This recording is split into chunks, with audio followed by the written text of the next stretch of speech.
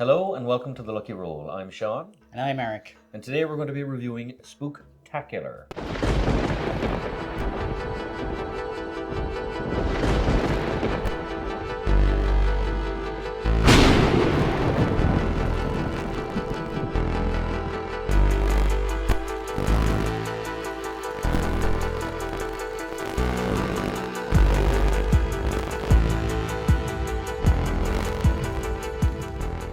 Now, this is a game for 1 to 5 players. There is a solo variant, and it's based on kind of 1960s, 1950s schlock horror. Yeah, B-movie monsters, yeah.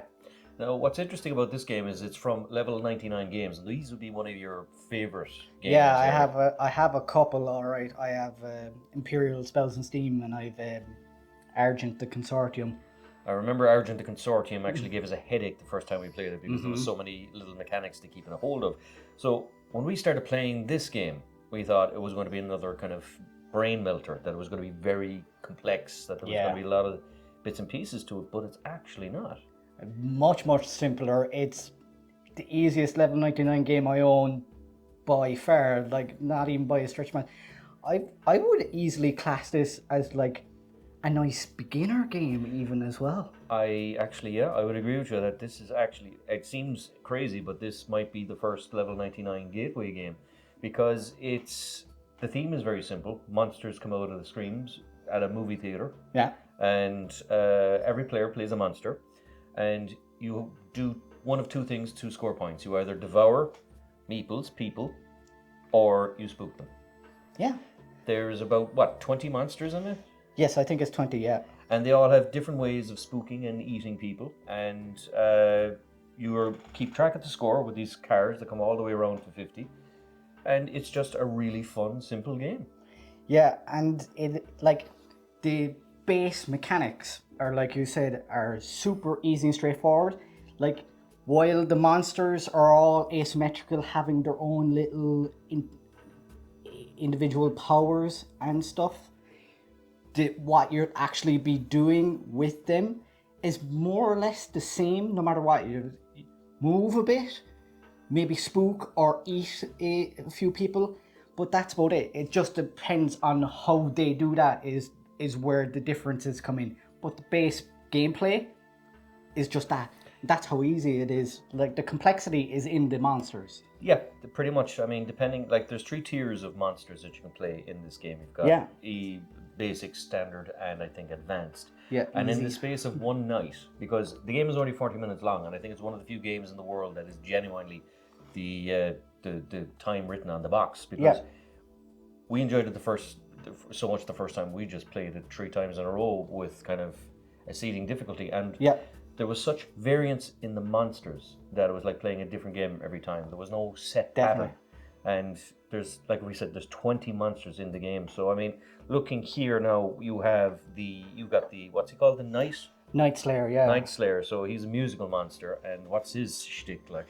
He doesn't do anything major, but when he devours a set amount of people, so one of the ways you get the points is obviously when you spook, it's the amount of people you've spooked out of the doors is the amount of points you would get.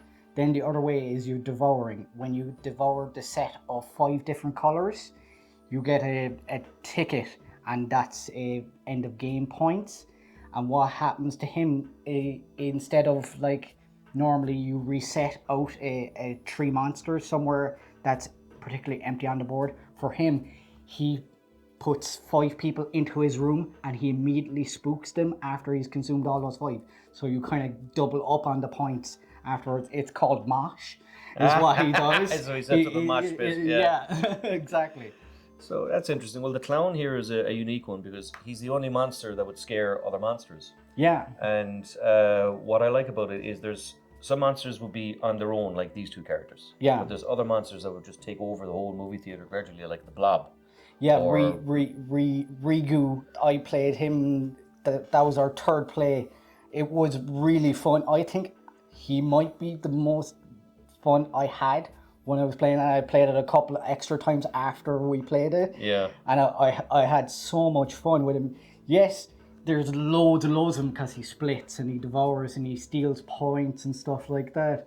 But each one of him is an individual monster. So like old Charlie there could get a load of points off of him by spooking him over and over. And that's it. That's one of the great things about the game is because the monsters themselves will vary greatly depending on who your opponent is. Like there's a few area control monsters. There's the one with the telephones. Yeah. That you get either a meeple or a monster to answer the telephone, and that's how they score points. I had the host where he's actually on the top part of the cover here. The host was one I actually really enjoyed playing him.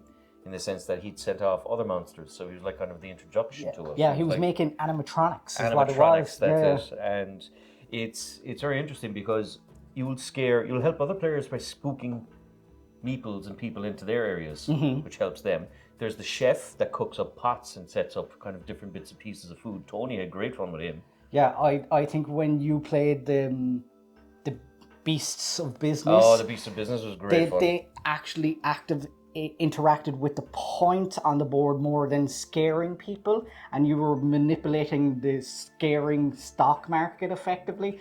You actively, literally out loud said, "I feel like I'm cheating." Yeah, I really felt like I was cheating with that because the Beasts of Business one is they're just stockholders, so you can kind of put tracks on the point track, and anyone who goes there is automatically knocked back 2 or 3 spaces. Or if they start on one specific one, they go up 4 or 5 spaces. So the whole thing was trying to engineer places where my points would land, so I could kind of cheat and get more points, and kind of capture points for other players, so that they couldn't land or would land on that and be kind of driven constantly back. It was a very interesting variant, but again, like this is the great thing about this game is there's so many variants. And the only complexity is the actual character you play. So if you pick up a character and your brain just goes, blah, I can't deal with this, just pick a simpler character and you can still play. Yeah, because some of them are even as simple as my guy. No, he doesn't have any extra power. The beasts of business sound like they're complicated, but not really when you think about it in the long run. Then you've other ones, the ones that was under the floorboards, the lurker type guy, the lurker guy. He had no power. Or the only thing he did was that he got an extra card. Normally, you could only play one card unless the card told you otherwise. That's it. You on your turn, you draw a couple of cards, and depending on the card actions is what you can do. So you can move your monster, you can scare people, you can play sometimes a kind of a special card that's unique to your monster ability. But it's always kind of dictated to by the limited hand of cards. So you have your basic cards that every player gets, and then you have your unique cards that every monster gives you. I mean, one of my favorite monsters was the Museum Gator, where I had an extra player piece. So the more people that my alligator museum mummy thing drove into the actual tomb, the more people got eaten, the more powerful he became. Yeah, because he had individual powers depending on devouring the people, right? That's it, and it was like a kind of a perpetual power as well. So if I had 3 people, that I had a permanent movement bonus, or if I had 10 more people or something like that I had a perpetual extra draw card or something like that. It was a fun game, and it had an extra little space. And again, depending on the shake-up of the monsters. So we could literally have 4 or 5 player games, play every monster each, and the game would still be completely different because the complexities of the game change with the monsters as they interact, depending on who's there. I mean, I'd love to play one of these games with nothing but area control monsters. Yeah. And see how it overlaps with each other. It would be interesting. Now, I would say it's like, I didn't get a chance to play all of them or interact with every last one of them, but I did go through the various difficulties. But saying that, it's like I didn't mix the difficulties at any point, and I would like to be able to do that going forward. It was just the way the table played out for me a lot of the times. So I don't know the overall balance, but when we were playing like the all easy, and when we were playing all medium, all advanced, they felt fairly balanced. And that's even saying it was like you felt like you were cheating as the beasts of a business, but I won. Yeah, I still lost that game. Because the funny thing about the beasts of business is that you shoot your magic tricks very quickly. Yeah. But then it gives everyone else the impetus to kind of work against you. You know what I mean?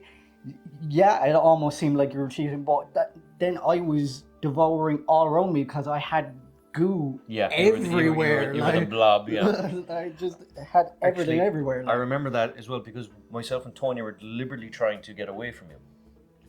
Because I could steal points. That's it, and you were not only a threat to the other to the meeples, you were a threat to the other monsters as the blob. Yeah, it felt like especially the advanced ones. It felt more about that. A lot of them seemed to have some sort of thing where you could take points from the other players. Yeah, there was a lot of point stuff at least in the advanced ones, but less of that in the easy ones. Yes, I remember as well when I was playing the Beasts of Business, Tony was stealing points from me. Because I had plenty of points to steal from. To be fair, because I went ahead so quickly. We both were, to be fair. Can I ask you? Now you played the game with myself and Tony, but you also played the game on our regular kind of game group nights, and you played it. You had a couple of new players there, or some newer board gamers. They found it easy enough, and I did what we kind of discussed there a little bit ago. This is like, how much do you feel like thinking? Yeah. It's like, how are you after your day's work? I'm like a newbie, or I can't really think. Here, have that guy. I literally gave one person the nice layer because it's easy to understand. Another person had the guy under the floorboards. Again, you don't have to think about anything extra with those people at all whatsoever. Not really. And they found it fine. They hummed along with it. The person who was playing Charlie ended up winning the game, and it was the first time I gotten past the 50. They got past the 50, and it was the first time I'd seen it. Oh, okay.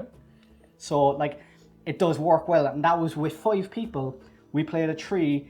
It really sings at 4. I felt it didn't feel slowed down at 5, even when, and it felt quite quick and snappy at 3 with us. You know? Well, I think I'd like the chaos of the 5 though, because that's where the real kind of asymmetry happens. I can appreciate that it becomes a bit chaotic, and that it's more kind of happenstance rather than strategy in some aspects. There was a lot of meeples on the board to scare in the 5-person one. I would say that. All right. Well, before we go, I also want to talk about the aesthetics. It's a very simple looking game. It's quite reasonable price. It's €50 or something, isn't it? I backed this, so I'm not sure of the exact retail. I want to say it's around €60, and I got it for 50, if you know what I mean, for kickstarting it. Well, I have to say though that despite it just being wooden meeples, the components are lovely. The cards are good quality. The character sheets are nice as well. I mean, the poster arts on the back of them are really, really good. There's lots and lots of references that I am absolutely not getting.